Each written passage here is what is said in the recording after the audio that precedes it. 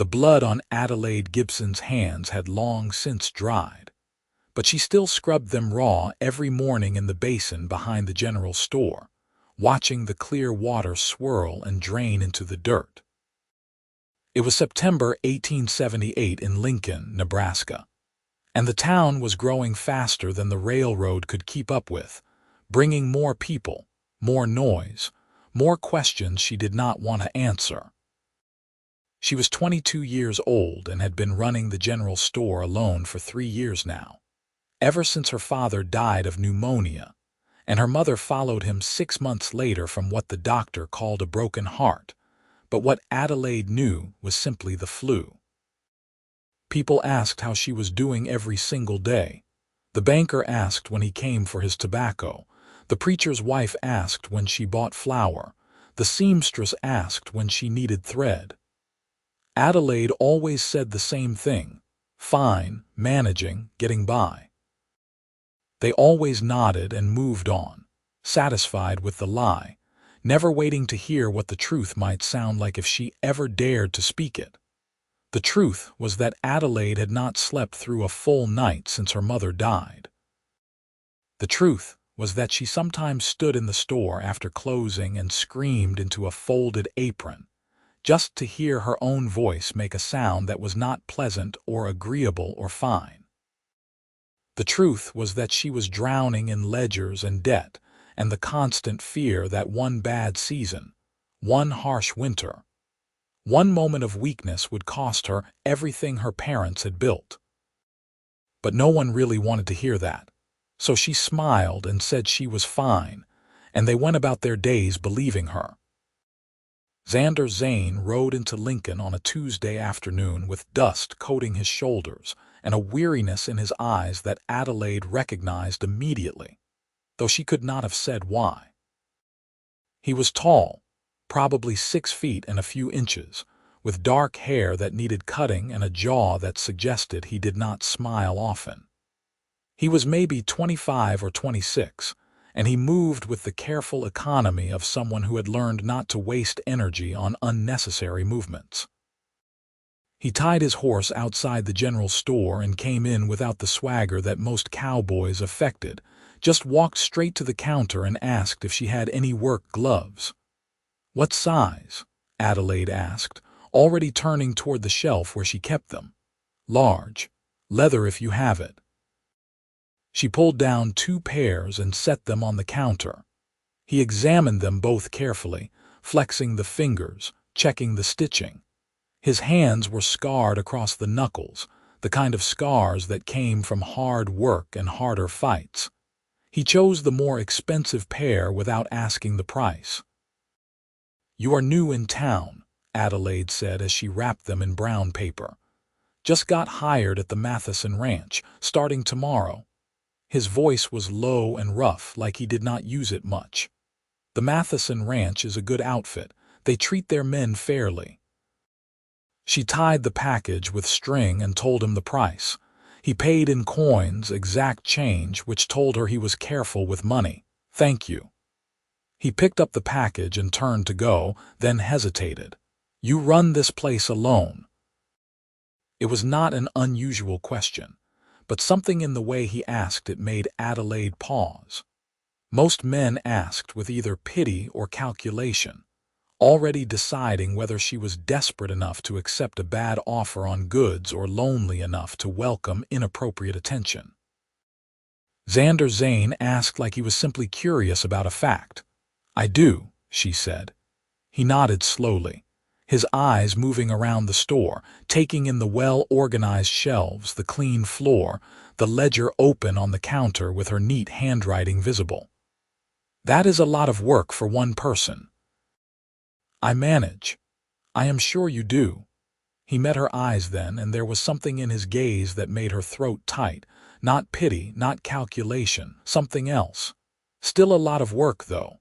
He left before she could respond, the door closing softly behind him. Adelaide stood at the counter for a long moment, staring at the coins he had given her, trying to understand why that brief conversation had unsettled her more than any of the dozens of interactions she had every day. Over the next 2 weeks, Xander came into the store 3 more times. The first time he bought coffee and dried beans. The second time he needed a new shirt because he had torn his in a fence repair. The third time he did not buy anything at all, just came in near closing time and asked if she needed help carrying the heavy crates that had been delivered that afternoon. "I can handle them," Adelaide said automatically. "I know you can," Xander said. "I asked if you needed help, not if you were capable." The distinction caught her off guard. She looked at the crates, 4 of them full of canned goods, each weighing at least 40 pounds. She had been planning to move them one at a time, making multiple trips, her back aching by the end of it. "I would appreciate the help," she heard herself say. He moved the crates efficiently, stacking them where she directed in the back room.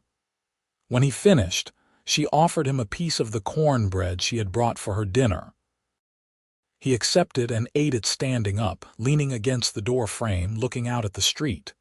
"How are you doing?" he asked suddenly. "Fine," Adelaide said, the word automatic as breathing. Xander looked at her for a long moment. "How are you really doing?"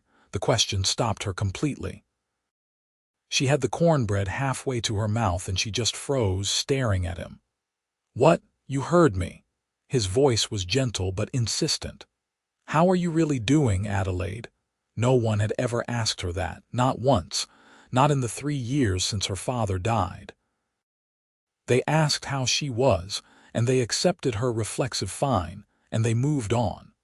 No one had ever looked at her the way Xander was looking at her now, patient and steady, like he actually intended to wait for a real answer. "I am tired," she said, and her voice cracked on the word.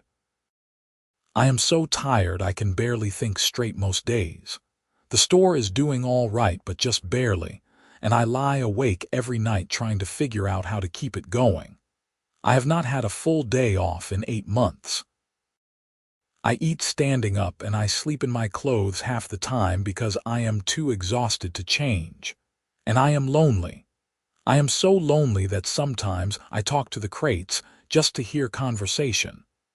The words poured out of her like water from a broken dam, and she could not stop them. "Everyone asks how I am and no one actually wants to know. They want me to say fine so they can feel better about not helping, about not caring, about just going on with their own lives. And I understand that, I do, because everyone has their own problems. But just once I wanted someone to actually wait for the real answer." She was crying now, tears streaming down her face, and she was mortified but also relieved, like lancing a wound that had been festering for years. Xander did not move, did not look away, did not tell her it would be all right or offer her empty platitudes. He just stood there and listened and waited until she had said everything she needed to say. "Thank you for telling me the truth," he said finally. Adelaide wiped her face with her apron, trying to pull herself together. "I am sorry. That was inappropriate." "No, it was not." Xander's voice was firm. "It was honest. There is nothing inappropriate about being honest." He hesitated, then added, "I know what it is like to be that tired. I worked a ranch in Wyoming for 3 years where I never got a day off. The owner was a bastard who thought rest was weakness. I finally left when I realized I could not remember the last time I had smiled. Came down here looking for something better. Did you find it? Maybe." He looked at her with those steady eyes. "Matheson is a decent man. The work is hard but fair, and Lincoln seems like a good town." "It is a good town," Adelaide said. "The people are not bad. They just do not see past their own lives most of the time. Most people do not." Xander straightened up from the door frame. "I should let you close up. But Adelaide, if you ever need help with anything, heavy lifting or repairs or just someone to talk to, I am around. I know I am just some cowboy you barely know, but the offer stands." "Why?" The question came out before she could stop it. "Why would you help me?" Xander was quiet for a moment, considering.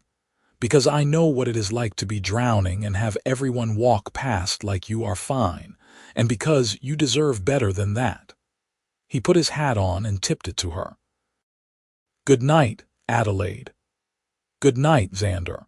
After he left, Adelaide sat down on one of the crates and cried again, but this time it was different.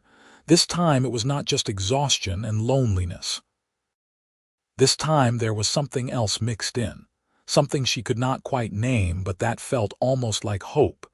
Xander started coming by the store regularly after that. Not every day, but several times a week, usually in the evening after he finished work at the ranch. Sometimes he helped her with tasks around the store, moving inventory or fixing a shelf that had come loose. Sometimes he just sat on the porch and talked with her while she swept or sorted through the day's receipts. He told her about his life before Lincoln, about growing up in Missouri with 4 brothers, about learning to ride before he could properly walk, about losing his mother to cholera when he was 15 and his father to a mining accident 2 years later. He told her about the bad ranches he had worked and the good ones, about sleeping under stars and eating dust, and the particular loneliness of the open range. Adelaide found herself telling him things she had never told anyone. About how her father had taught her to run the store, how he had insisted she learn the business even though her mother thought it was not proper for a young lady. About the guilt she felt that she had not been able to save either of her parents, even though rationally she knew their deaths were not her fault.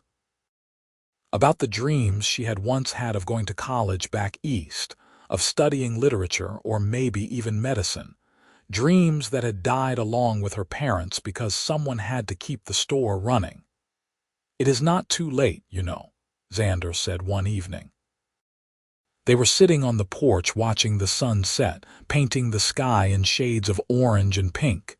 "You could still go to college if you wanted. And who would run the store? You could sell it, or hire a manager." Adelaide shook her head. "It is all I have left of them. I cannot just walk away from it, even if it is making you miserable." "I am not miserable," Adelaide protested, but it sounded weak even to her own ears. Xander looked at her with that gentle, searching expression that always made her feel like he could see straight through her careful defenses. "You are allowed to want something different, Adelaide. You are allowed to choose your own life. What if I do not know what I want anymore? Then you take time to figure it out. There is no shame in that." They sat in silence for a while, the kind of comfortable quiet that Adelaide had never experienced with anyone else. With Xander, silence did not feel like failure. It just felt like being. "What do you want?" she asked eventually. "What is your dream?" Xander was quiet for so long she thought he might not answer. "I want a place of my own," he said finally. "Not a big spread, just a few hundred acres, enough to run some cattle, maybe grow some crops. I want to build a house with my own hands and know that no one can take it away from me.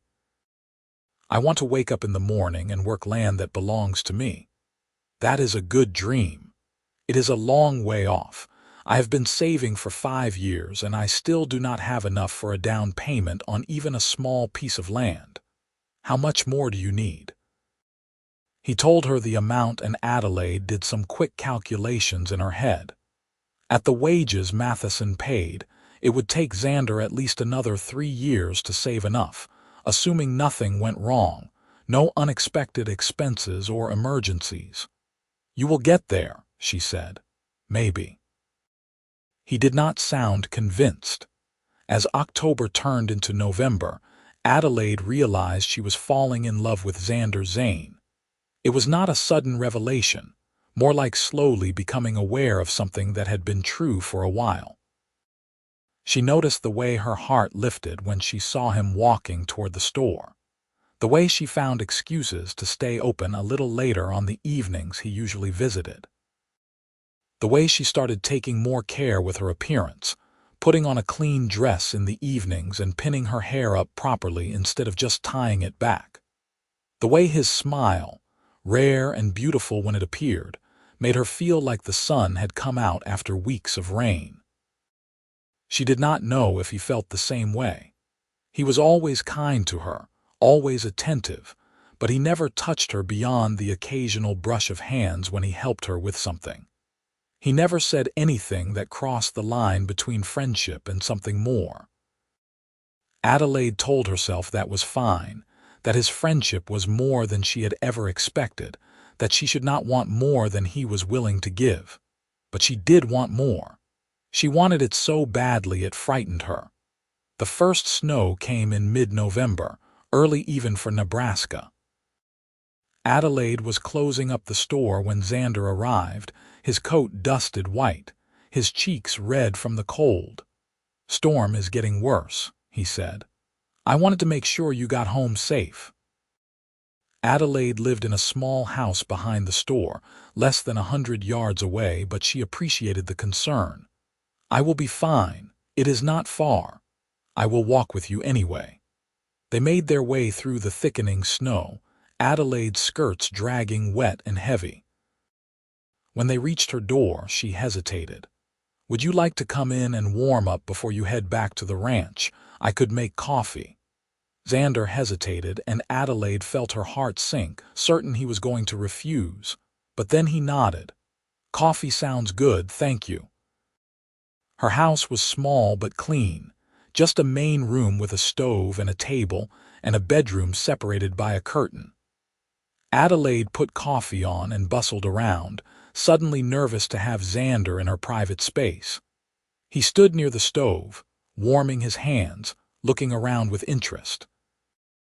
"You have a lot of books," he said, gesturing to the shelves that lined one wall. "They were my father's mostly. He loved to read." Adelaide poured the coffee and handed him a cup. "I do too when I have time, which is not often anymore." Xander pulled one down, a worn copy of Shakespeare's sonnets. "Do you have a favorite?" Sonnet 116. "The one about love." He flipped through until he found it and read aloud, his voice soft but clear. "Let me not to the marriage of true minds admit impediments. Love is not love which alters when it alteration finds, or bends with the remover to remove." Adelaide felt her breath catch. There was something unbearably intimate about hearing him read those words, standing in her small house with snow falling outside and the stove crackling warm. "It is beautiful," Xander said, closing the book carefully. "Do you believe it? That real love does not change." "I want to believe it," Adelaide said. "I have not seen much evidence of it, but I want to believe it exists. My parents had it, I think. My father was never the same after my mother died. He went through the motions of living, but his heart was not in it anymore." Xander set the book back on the shelf. "I always thought that was the saddest and most beautiful thing, that he loved her so much he could not fully live without her. My mother was the same way after my father died. The doctor said it was flu, but I knew she just did not want to be here without him." They looked at each other across the small room, and Adelaide felt the air change, thicken with something unspoken. Xander took a step toward her, then stopped. "Adelaide, I need to tell you something." Her heart was pounding so hard she was sure he could hear it. "All right. I have been coming to see you almost every day for 2 months now, and I tell myself it is because I want to help you, because you deserve help and kindness. And that is true. But it is not the whole truth." He took a breath. "The whole truth is that I come because I cannot stay away, because you are the first thing I think about in the morning and the last thing I think about at night. Because when I imagine my future, the house I want to build, the land I want to work, you are there. You are in every version of it." Adelaide could not breathe, could not move, could only stand there and listen as Xander Zane, taciturn cowboy who rationed his words like gold, poured out his heart to her. "I know I do not have much to offer you," he continued. "I am just a ranch hand with some savings and a dream that might never happen.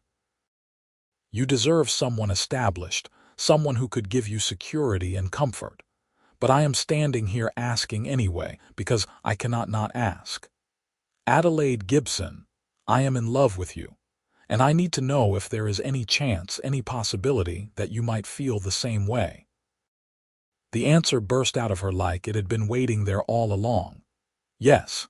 Yes, Xander, I feel the same way. I love you too. His smile was like dawn breaking, transforming his whole face. He crossed the room in 2 strides and took her hands, careful and gentle like she was something precious.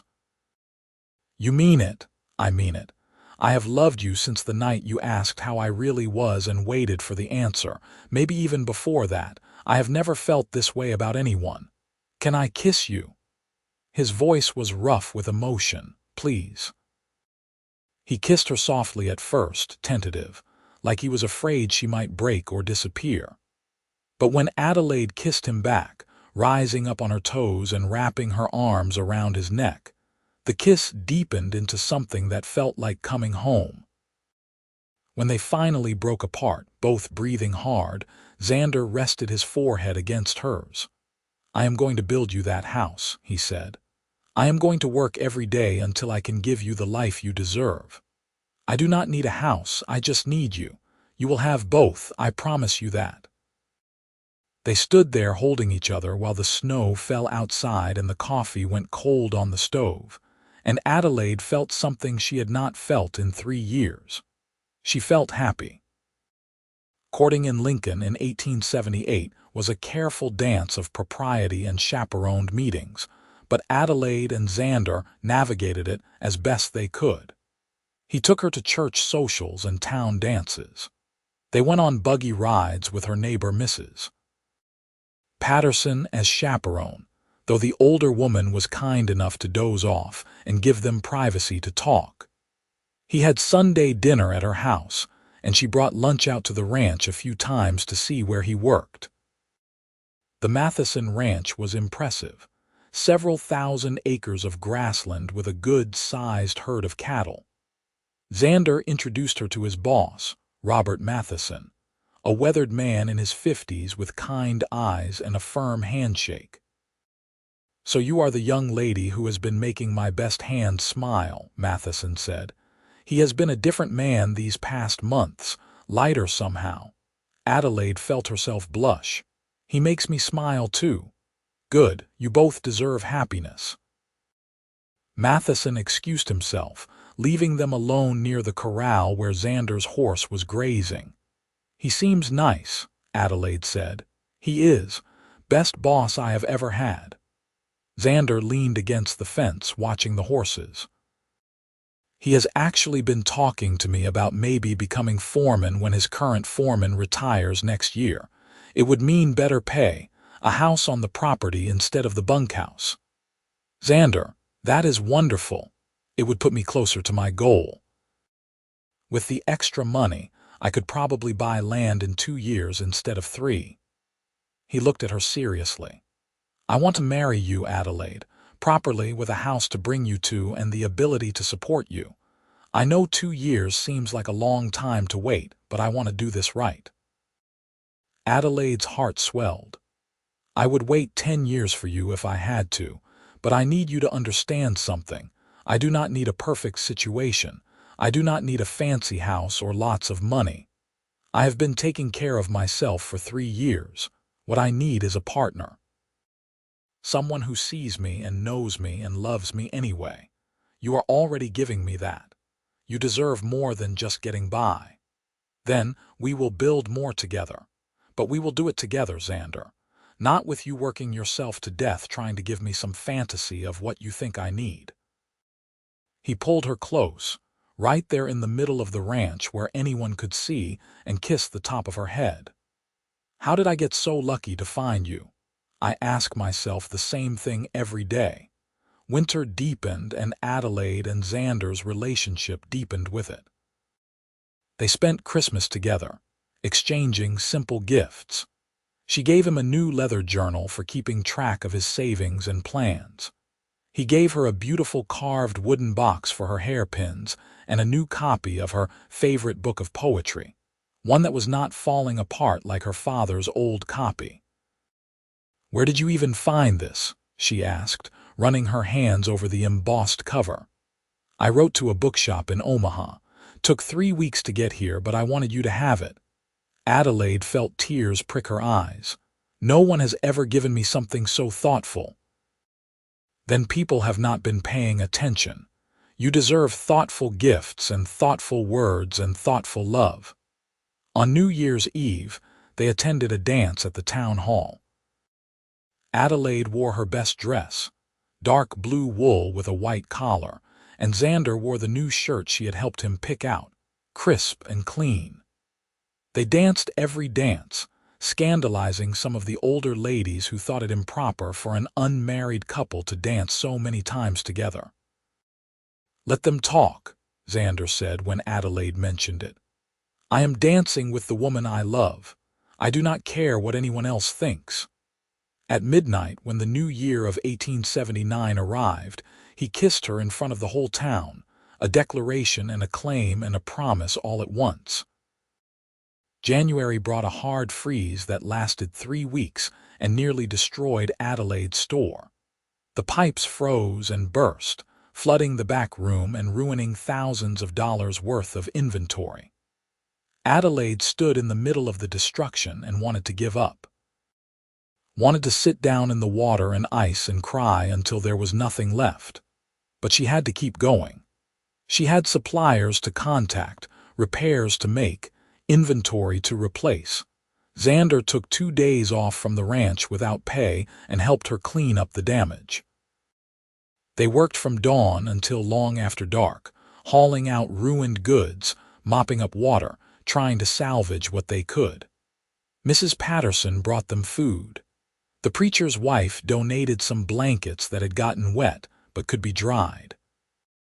A few other townspeople helped where they could, but mostly it was just Adelaide and Xander, working until their hands were raw and their backs ached. "I am going to lose the store," Adelaide said on the second night. They were taking a break, sitting on the floor of the empty back room with their backs against the wall. "I do not have enough money to replace all the inventory. The suppliers will extend me credit, but I am already stretched thin. One more disaster and I am finished." "Then we will make sure there are no more disasters," Xander said firmly. "You cannot control the weather or the pipes or any of it." "No, but I can help you. I have some savings. Not much, but enough to help cover some of the inventory replacement."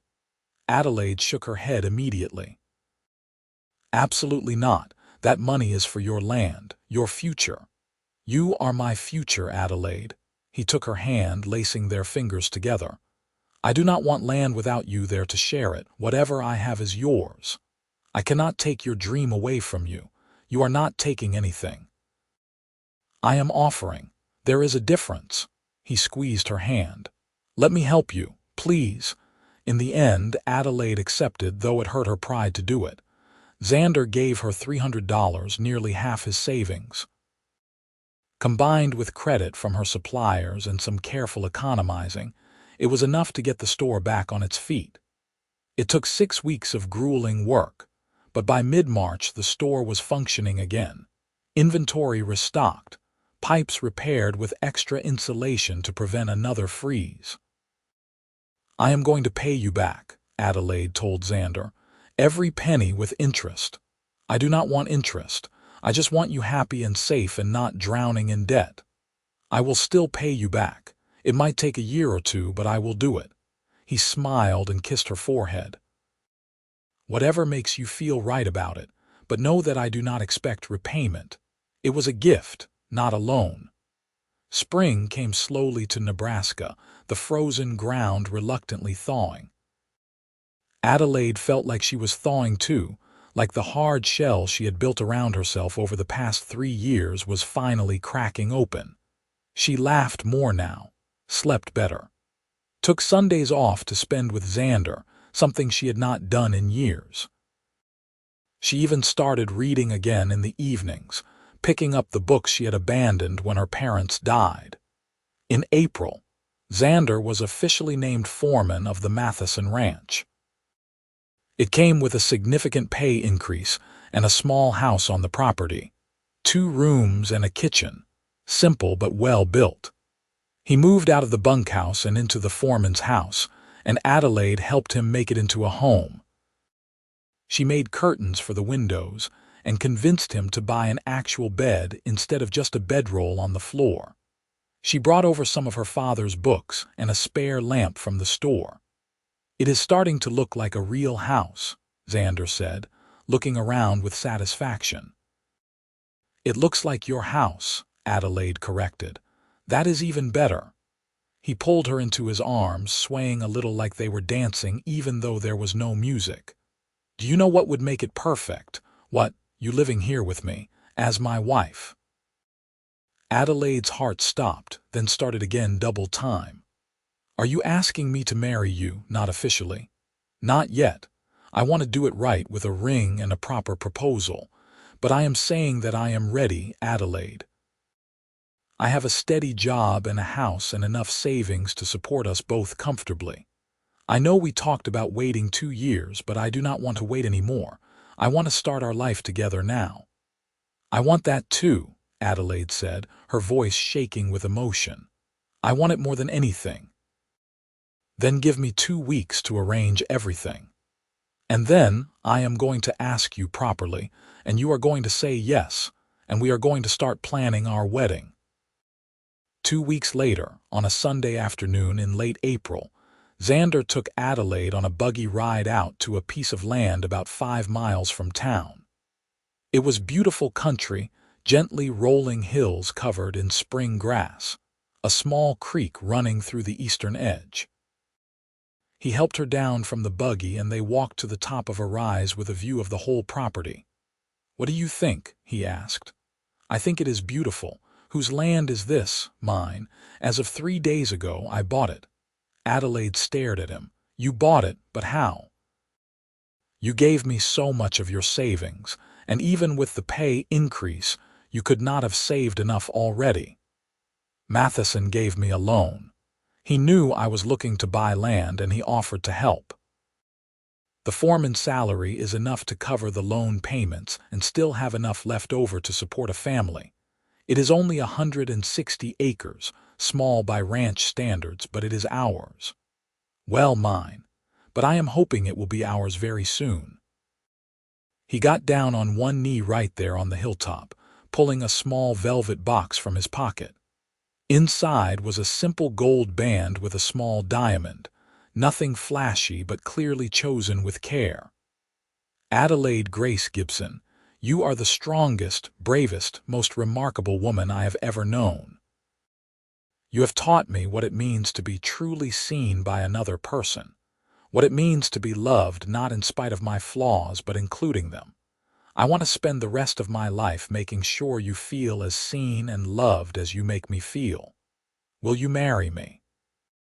Adelaide was crying, tears streaming down her face, but she was also smiling bigger than she had ever smiled in her life. "Yes, yes, Xander, I will marry you. I love you so much." He slid the ring onto her finger and stood up, lifting her off her feet and spinning her around while she laughed and cried and held onto him like he was the only solid thing in a spinning world.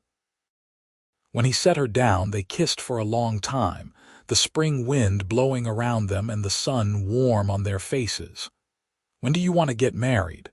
Xander asked when they finally came up for air. "As soon as possible. I do not want a big wedding, just something simple. Is June too soon?" "June is perfect. That gives us 2 months to plan."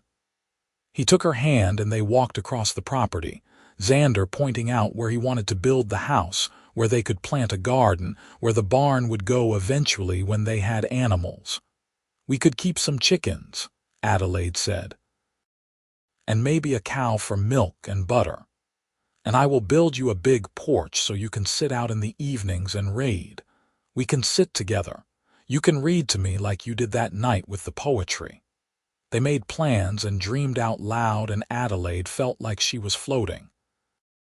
Everything she had lost, all the pain and loneliness and fear of the past 3 years, it was not erased, but it was balanced now by this incredible joy.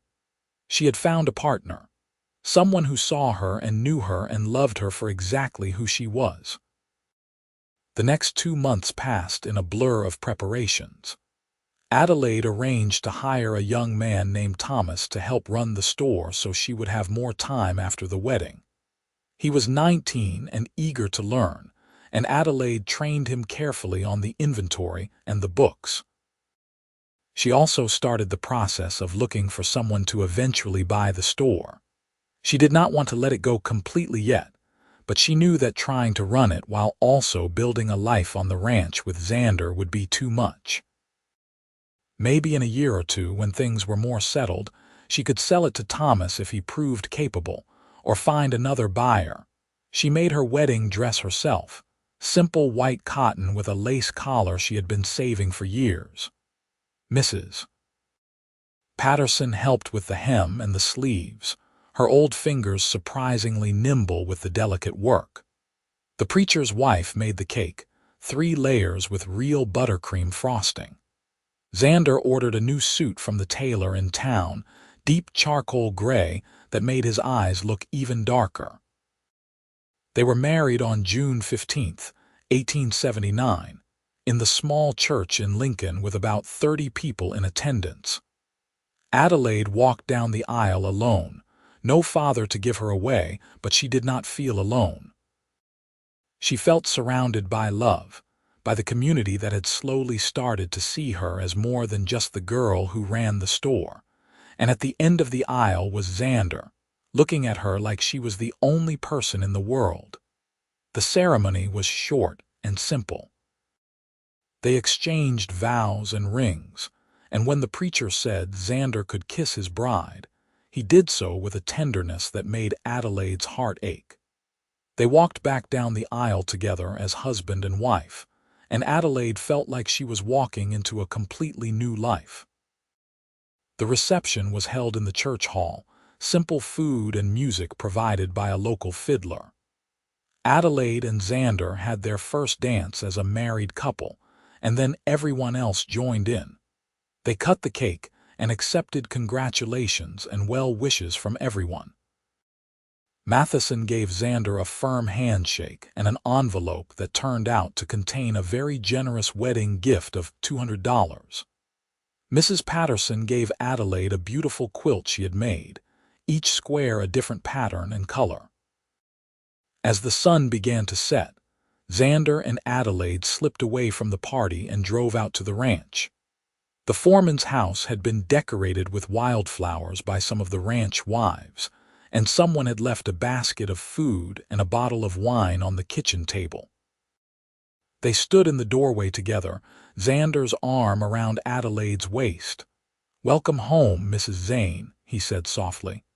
"That is going to take some getting used to," Adelaide said, but she was smiling. "Mrs. Zane, I like how it sounds."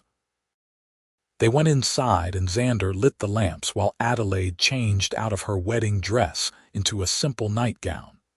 When she came out of the bedroom, he was standing by the window looking out at the land that was now theirs. She went to him and he wrapped his arms around her, pulling her back against his chest. "Are you happy?" he asked. "Happier than I ever thought possible," Adelaide said honestly. "Are you?" "More than I can put into words." He turned her around to face him, his hands gentle on her shoulders. "I am going to spend the rest of my life making sure you never have to lie when someone asks how you are doing. I am going to make sure you are so happy, so loved, so supported that when you say you are fine, it is actually the truth." "You have already done that," Adelaide said, reaching up to cup his face.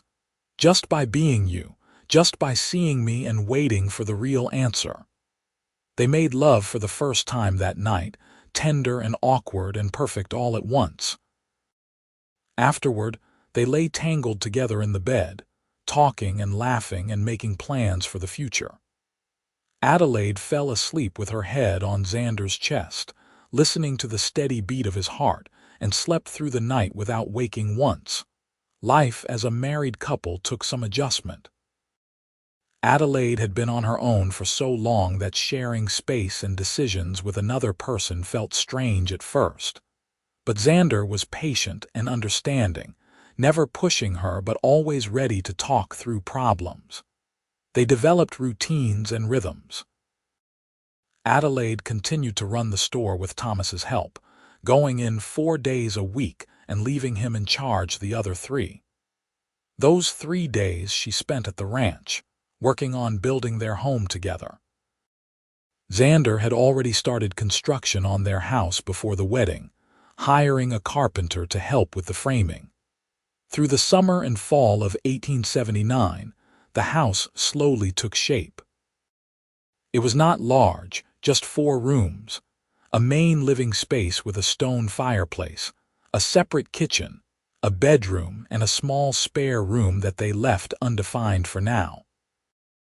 But it was solid and well built, with big windows to let in light, and the porch Xander had promised Adelaide, wide and covered, perfect for sitting in the evenings. They moved into the house in October, right before the first snow. It was not completely finished. Some of the interior walls still needed paint and the kitchen needed more shelving, but it was livable and it was theirs. Adelaide cried when Xander carried her over the threshold, overwhelmed by the reality of it. They had built this together. This home, this life, this future. "What is wrong?" Xander asked, setting her down gently and looking at her with concern. "Nothing is wrong," Adelaide said through her tears. "Everything is right. For the first time in so long, everything is just right." That winter was hard, the snow deep and the cold relentless, but Adelaide and Xander weathered it together. They spent long evenings by the fire, Adelaide reading aloud while Xander worked on repairs or planning for the spring planting. They played cards and talked for hours and made love in the warm nest of their bed while the wind howled outside. When the snow got too deep for Adelaide to make it to town, Thomas ran the store on his own and proved himself more than capable. In February, Adelaide realized she was pregnant. She had missed 2 monthly courses and was sick every morning for a week before she connected the dots. The realization filled her with a complicated mix of joy and terror.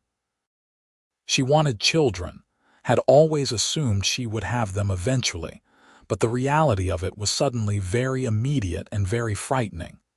She told Xander that evening while they were doing dishes after dinner. She just blurted it out, unable to find a graceful way to say it. "I think I am pregnant." Xander dropped the plate he was drying. It hit the floor and shattered, but he did not even look at it. He just stared at Adelaide with an expression she could not read. "You think or you know? I am pretty sure. All the signs are there."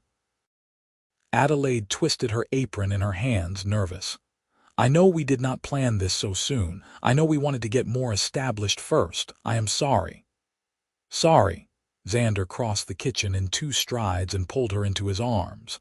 "Adelaide, why on earth would you be sorry? This is wonderful news." "Amazing news. We are going to have a baby." The joy in his voice broke through Adelaide's fear and she started crying again, relief flooding through her. "You are happy about it?" "Happy, I am thrilled. Terrified, but thrilled." He pulled back to look at her, his hands gentle on her face. "Are you happy?" "Yes," Adelaide said and realized it was true. "Yes, I am happy and terrified.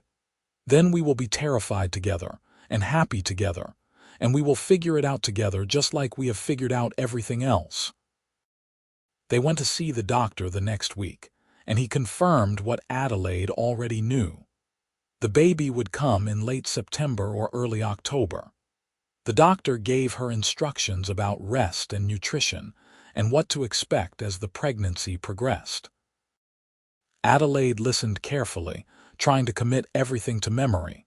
Word spread quickly in Lincoln that the Zanes were expecting a baby.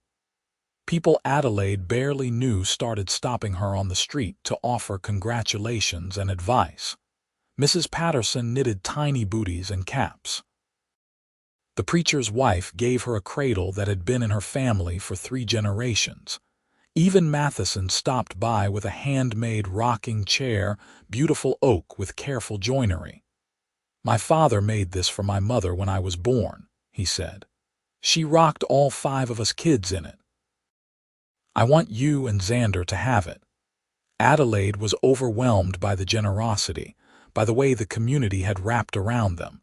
It was such a contrast to the loneliness she had felt just 2 years ago.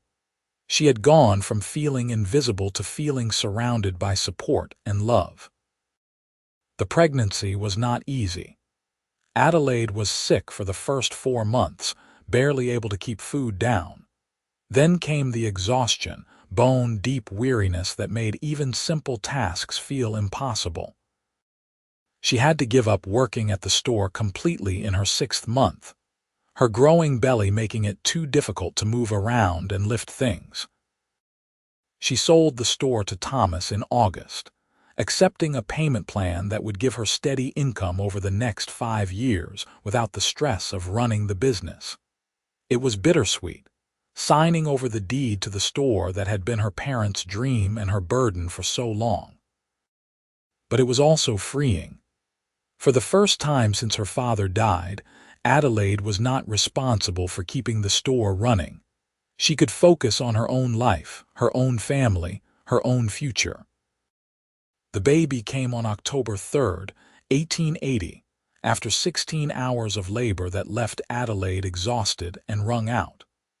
The midwife, a capable woman named Mrs. O'Brien, coached her through it while Xander paced outside, forbidden from the birthing room by propriety.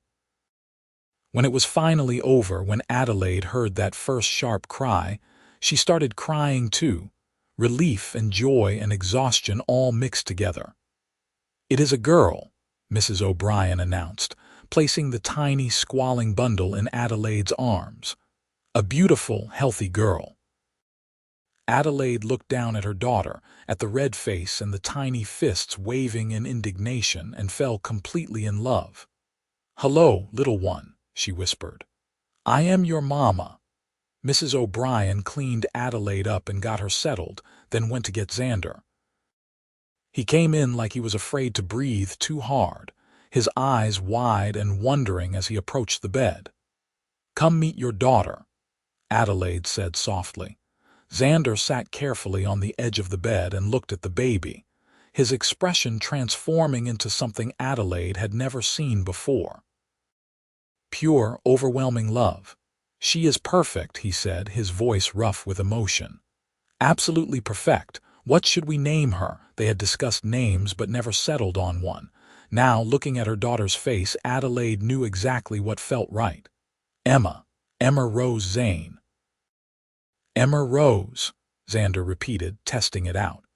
"It is beautiful. Hello, Emma. I am your papa, and I am going to love you and protect you for the rest of my life."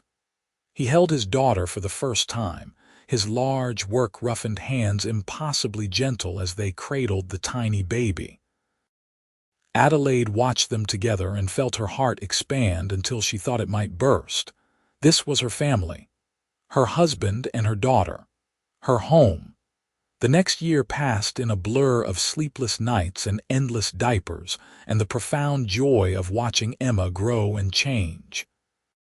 She was a good baby, content and curious, with Xander's dark hair and Adelaide's green eyes. Xander was a devoted father, getting up for nighttime feedings and changing diapers and spending hours just holding Emma and talking to her about the ranch and the land and all the things they would do together when she was bigger. Adelaide healed slowly from the birth, both physically and emotionally. There were days when the exhaustion and the relentless demands of caring for an infant made her want to scream. But there were also moments of pure magic, like the first time Emma smiled at her, or the way she would calm instantly when Xander sang to her in his low, rumbling voice. The ranch continued to grow and prosper. Xander bought a small herd of cattle in the spring of 1881, and Adelaide helped him manage the books and the finances. They hired a young cowhand to help with the work, a boy of 17 named James who was eager to learn. The garden Adelaide had planted produced abundantly, more vegetables than they could eat, so she started preserving them and even selling some in town. In the fall of 1881, Adelaide realized she was pregnant again. This time there was no fear, just quiet happiness. Emma was almost a year old, starting to walk and babble, and the thought of giving her a sibling felt right. Xander was overjoyed, already making plans to add on to the house to give the children separate rooms as they grew. The second pregnancy was easier than the first. Adelaide was sick for only a few weeks and had more energy throughout. She chased after Emma and helped with the ranch work and felt more herself than she had in years. When her son was born in June of 1882, after a shorter and easier labor than Emma's birth had been, Adelaide felt like her family was complete. They named him Henry James Zane, after Xander's father and Adelaide's father both. He was a big baby, almost 9 pounds, with a shock of dark hair and lungs that could wake the dead.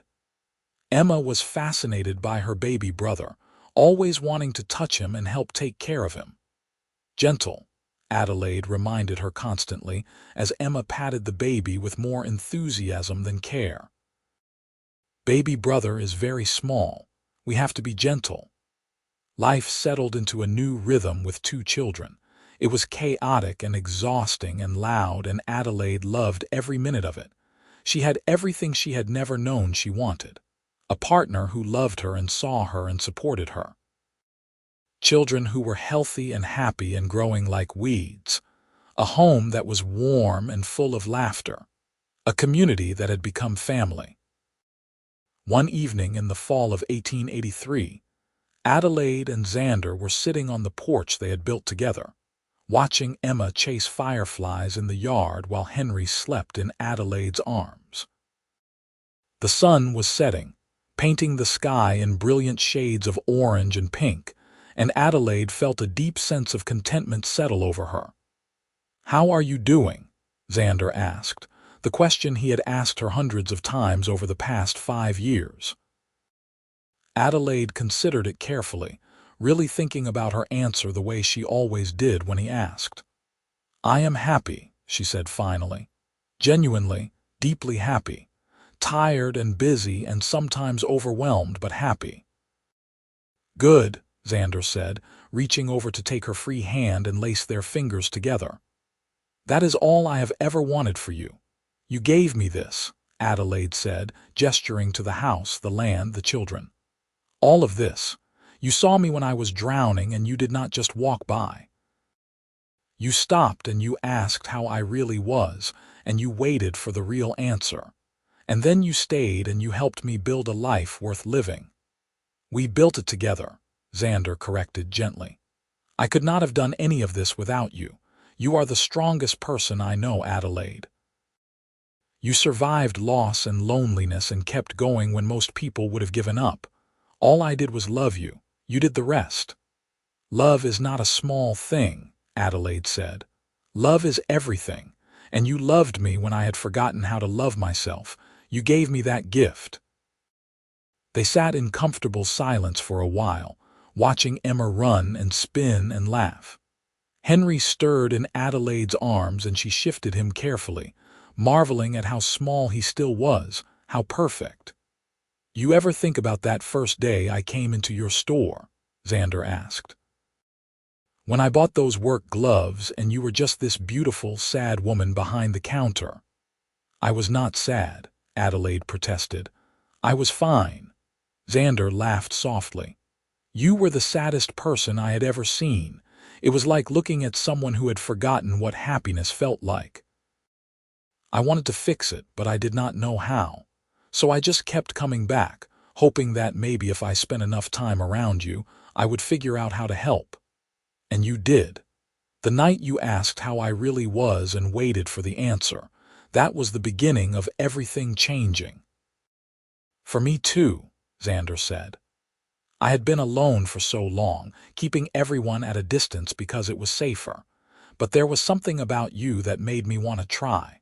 Want to risk getting hurt if it meant I might get to know you, really know you." Best risk either of us ever took, Adelaide said. Agreed. Emma ran up to the porch, her dress dirty and her hair escaping its braid, holding out her cupped hands. Look, Mama, I caught one.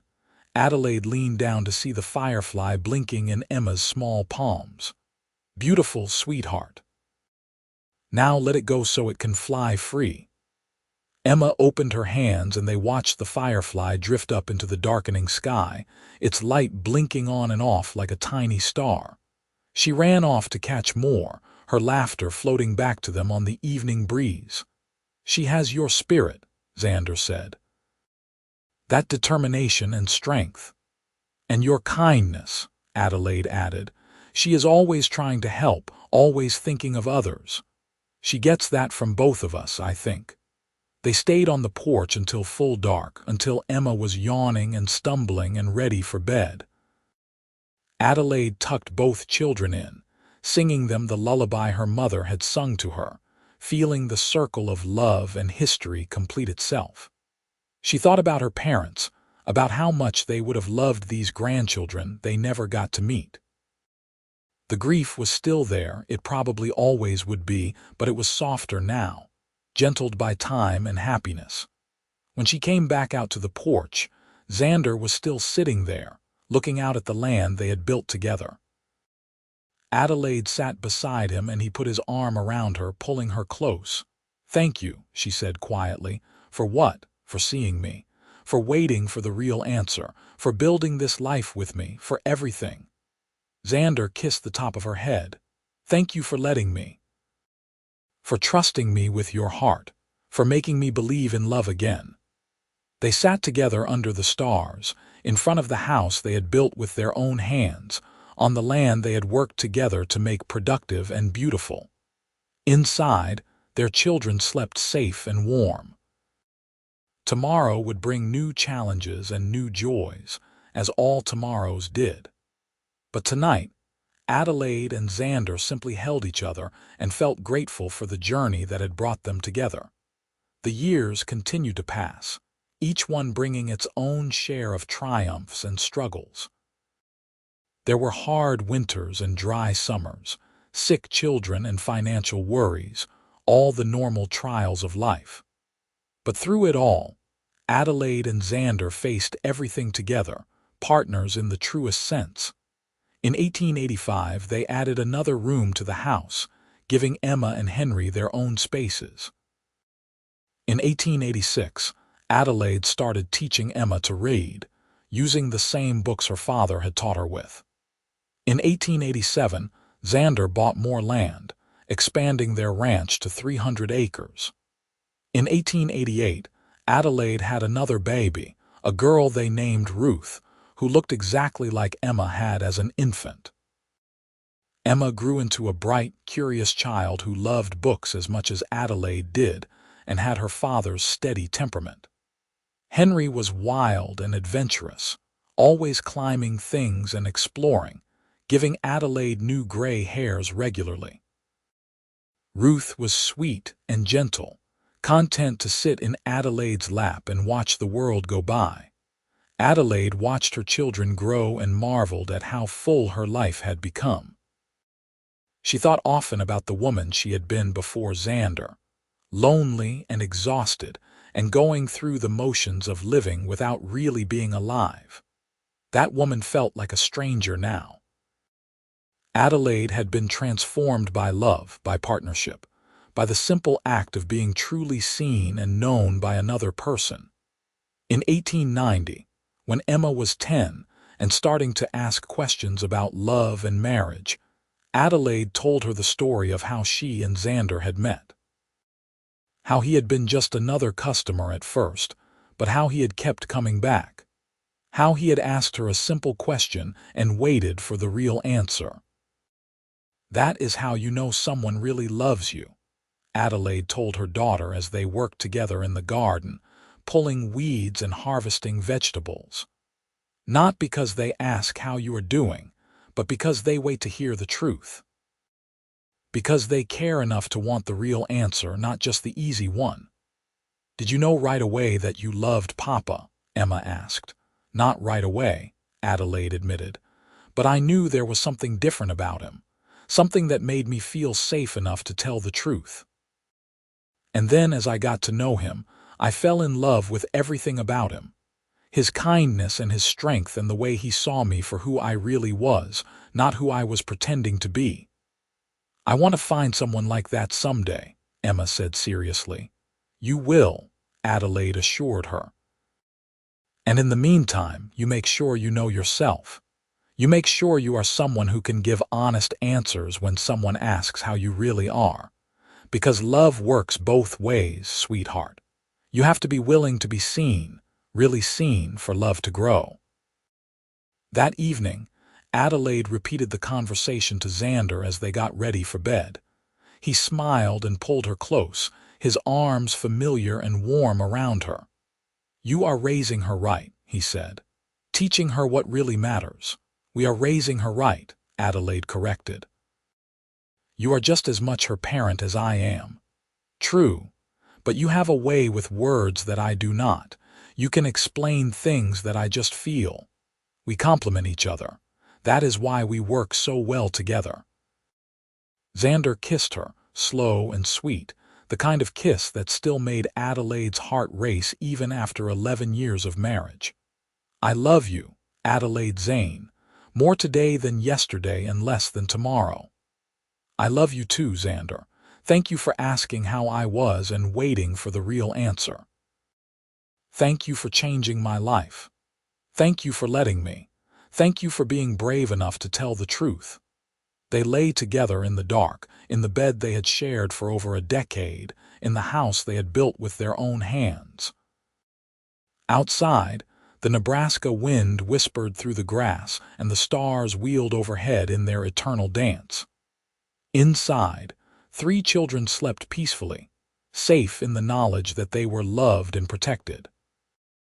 Adelaide thought about the passage from Shakespeare that Xander had read to her all those years ago, about love that does not alter or bend. She had found that kind of love. Against all odds, in a small Nebraska town in the Wild West, she had found a love that was steady and true and unchanging. A love built on honesty and partnership, and the simple act of being seen. She had been drowning when Xander found her, going through the motions of life without really living. He had asked her how she was and waited for the real answer. And in that waiting, in that patience and genuine care, he had given her back to herself. He had shown her that she deserved to be known and loved for exactly who she was, flaws and fears and all, and she had done the same for him. Xander had been alone for so long, keeping everyone at a distance because it was safer than risking hurt. But he had risked it for her, had opened his heart and let her in. Together they had built something beautiful and lasting. A family. A home. A life full of love and laughter and honest connection. The years continued to unfold, bringing more changes and more joys. In 1892, Emma started helping Adelaide teach the younger children, proving to have a natural gift for instruction. In 1894, Henry convinced Xander to teach him to ride, and father and son spent long hours together on horseback, working the cattle and checking fences. In 1896, Ruth started school in town, walking the 3 miles with her siblings each morning. Adelaide watched her children grow, and her ranch prosper and her marriage deepen, and she felt grateful every single day. Grateful for the hardships that had made her strong. Grateful for the loneliness that had made her appreciate connection. Grateful for the loss that had taught her the value of what she had. But most of all, she was grateful for a cowboy who had walked into her store one September day and seen past her automatic find to the truth underneath. Who had cared enough to ask again and wait for the real answer. Who had loved her through her worst moments and celebrated her best ones. Who had given her a life she had never dared to dream of. In 1898, on their 19th wedding anniversary, Xander and Adelaide took a rare day off from the ranch and went back to the hilltop where he had proposed. The land looked different now, more settled and cultivated, but the view was still breathtaking.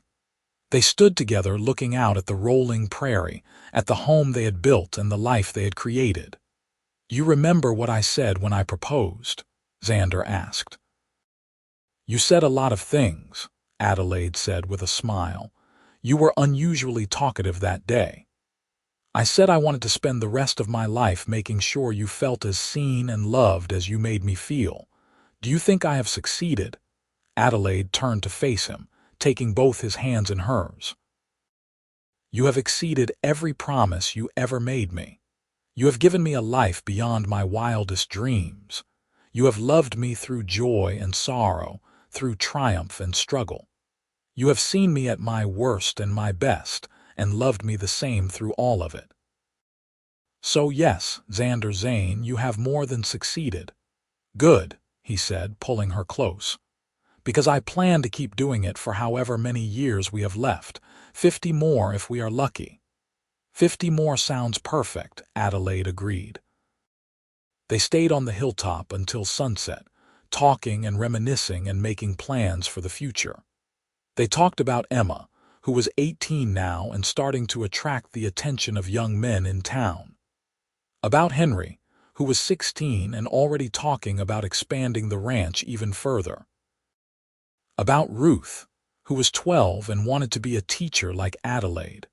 They talked about maybe taking a trip someday, going back east to see the places Adelaide had dreamed of as a girl. About building a bigger barn and buying more cattle. About all the possibilities that still lay ahead of them, even after 19 years of marriage.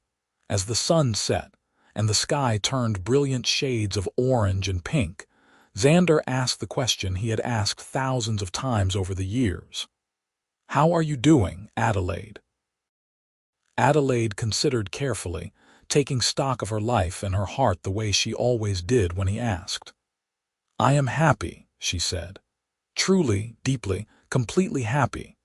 My life is not perfect, but it is exactly what I want it to be. I have you and our children and our home and our community. I have purpose and love and connection. I am living instead of just surviving, and it is all because of you, because you cared enough to ask and wait for the real answer." "It is because of both of us," Xander said, "because you were brave enough to tell the truth. Because you took the risk of being really known. I just gave you the space to do it." "You gave me everything," Adelaide said softly. "You gave me back my life." They rode home in the gathering dark, the stars beginning to appear overhead.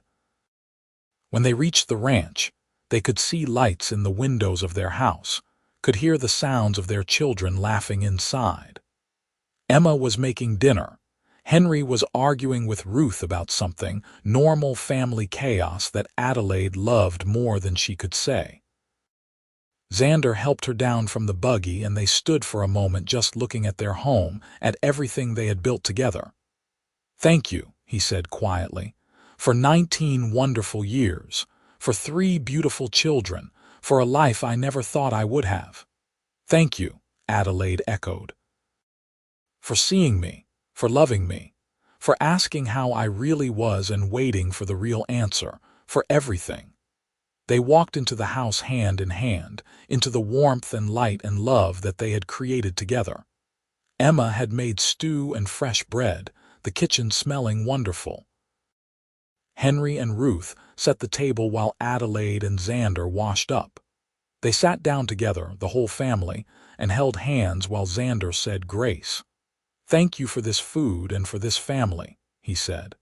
"Thank you for health and happiness and love. Thank you for second chances and new beginnings." "Amen.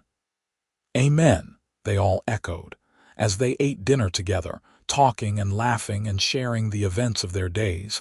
Adelaide looked around the table at the faces she loved most in the world. Her husband, still handsome after all these years, still steady and kind and true.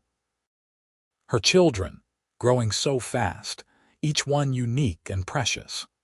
Her family. She thought about the scared, lonely woman she had been 20 years ago, running a store alone and slowly drowning in grief and exhaustion. She thought about the cowboy who had walked in and seen past her defenses to the truth underneath. She thought about the simple question that had changed everything. How are you really doing? That question had opened a door Adelaide had not even known was closed. It had given her permission to be honest, to be vulnerable, to admit that she was not fine and needed help.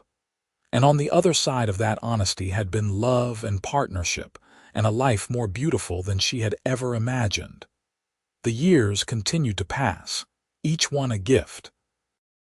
Emma married in 1900, a good man who loved her for her mind as much as her beauty, and gave Adelaide her first grandchild in 1901.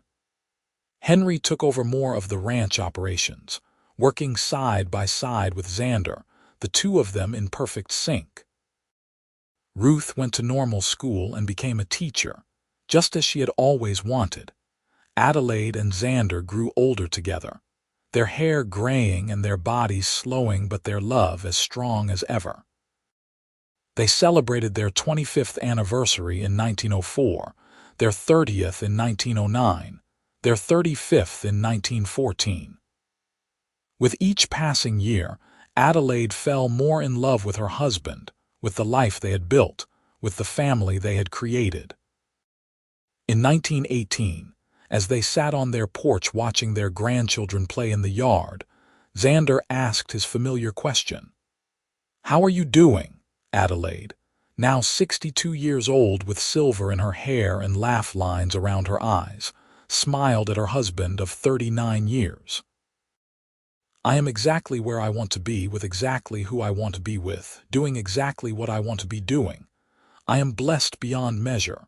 I am loved and I am happy and I am grateful. That is how I am doing." "Good," Xander said, reaching over to take her hand. "That is all I have ever wanted for you." They sat together in the evening light, watching their grandchildren chase fireflies just as their own children had done decades before. The circle of life continued, love passing from generation to generation, each one learning the lessons of honesty and connection and being truly seen. Adelaide thought about all the years that had passed since that September day in 1878 when a cowboy had walked into her store and changed her life forever. 40 years of marriage and partnership and love. 40 years of building a life together, facing challenges and celebrating triumphs. 40 years of being truly known and truly loved. She had learned so much in those 40 years. She had learned that real love is not about grand gestures or dramatic declarations. It is about showing up every day and asking how your partner really is and waiting for the honest answer. It is about being brave enough to be vulnerable and strong enough to be gentle. It is about building a life together, one day at a time, one conversation at a time, one honest moment at a time. She had learned that being seen, really seen, by another person is one of the greatest gifts anyone can give or receive. That honesty is the foundation of real connection. That asking someone how they really are and waiting for the real answer is an act of love more profound than any words or gifts. Most of all, she had learned that love does not alter when it alteration finds. That real, true love is steady and constant and unchanging, not because it is easy but because both people choose it every single day. Because they have looked at each other at their worst and their best and chosen to stay to love, to build something beautiful together. As the sun set on another day in their long, happy life together, Adelaide squeezed Xander's hand, and he squeezed back, a silent conversation of love and gratitude and commitment. They did not need words. After 40 years, they could communicate in glances and touches, in the comfortable silence of two people who knew each other completely. But still, every day, Xander asked his question. And every day, Adelaide gave him an honest answer. Because that simple exchange, that moment of real connection, was the foundation everything else was built on. It was the promise they made to each other every single day. I see you. I know you. I love you. Tell me the truth and I will wait to hear it. And so they continued, year after year, building their life together on a foundation of honesty and love and being truly seen. They grew old together, their children and grandchildren surrounding them with love. They faced joys and sorrows, triumphs and struggles, all the normal ups and downs of a long life well lived. Through it all, they held on to each other and the simple truth that had brought them together in the first place, that everyone deserves to be asked how they really are, that everyone deserves someone who will wait for the real answer. That real love is built on honesty and vulnerability and the courage to be truly known. Adelaide Gibson had been drowning when Xander Zane found her. He had asked her how she really was and waited for the real answer. And in that waiting, in that patient, genuine care, he had saved her life. Not by rescuing her, but by giving her permission to save herself. By showing her that she was worthy of being known and loved exactly as she was. Together, they had built a life more beautiful than either of them had ever dreamed possible. A life full of love and laughter and honest connection. A life that proved that sometimes the most profound transformations come not from grand gestures but from simple questions asked with genuine care and answered with honest vulnerability. And when Adelaide looked back on her long, full life, she knew without a doubt that the best decision she had ever made was choosing to tell the truth that night when a cowboy asked how she really was. Because that one moment of honesty had opened the door to everything else. To love and partnership and family and home. To a life lived fully and honestly and surrounded by people who truly knew and loved her. That was the legacy she wanted to leave for her children and grandchildren. Not wealth or property, though they had built a successful ranch. Not status or prestige, though they were respected in their community. But this simple, profound truth. Everyone deserves to be asked how they really are. Everyone deserves someone who will wait for the real answer. And the courage to be honest, to be vulnerable, to be truly seen, is the foundation of every good thing in life. As the stars came out and the evening cooled, Adelaide and Xander went inside to their home, to the life they had built together over 4 decades of love and partnership. Their children and grandchildren would arrive tomorrow for Sunday dinner, filling the house with noise and chaos and joy. But tonight, it was just the two of them, sitting by the fire and holding hands and being grateful for every moment they had been given. "I love you," Adelaide said, the words as true and necessary as breathing.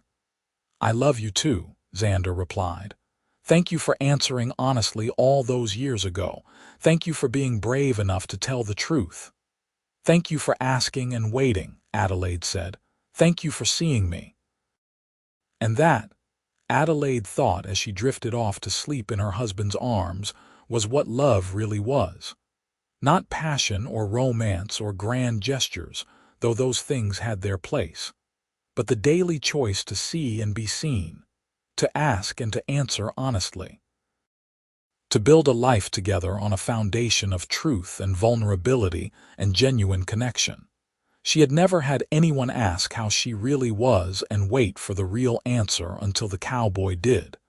And that simple act of caring had changed everything, had given her back her life, had shown her what love could be when both people were brave enough to be honest. It was the greatest gift she had ever received. And it was the gift she hoped to pass on to everyone who came after her. Ask how people really are. Wait for the real answer. Be brave enough to tell the truth. Be patient enough to listen. Build your life on honesty and vulnerability and genuine connection, because in the end, that is all that really matters. Not the big house or the successful ranch or the money in the bank, but the connections we build with other people. the courage we show in being honestly ourselves, the love we give and receive when we are brave enough to be truly known. Adelaide had learned that lesson from a cowboy who asked her how she really was and waited for the answer. And she had spent the rest of her life living that truth, building a family and a community on the foundation of honest connection. It was a good life, a full life, a life worth living. And it had all started with a simple question, asked with genuine care and answered with honest vulnerability. How are you really doing? The end.